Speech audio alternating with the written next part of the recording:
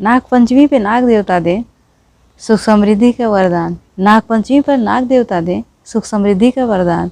शिव शंभू का जलाभिषेक करत बाई आसमान।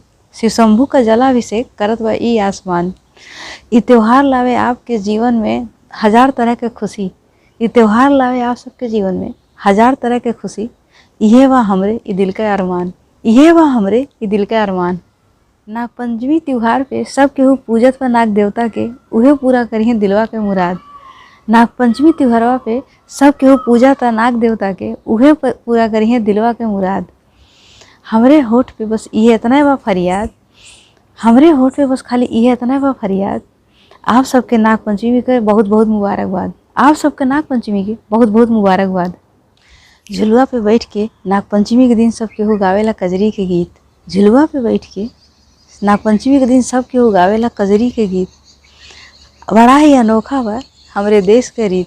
बड़ा ही अनोखा बा हमरे देश के रीत। नाग पंचमी के दिन पूजा जाला नाग देवता। नाग पंचमी के दिन पूजा जाला नाग देवता। दुश्मनों के दिल में भी होला प्रीत। दुश्मनों के दिल में भी होला प्रीत।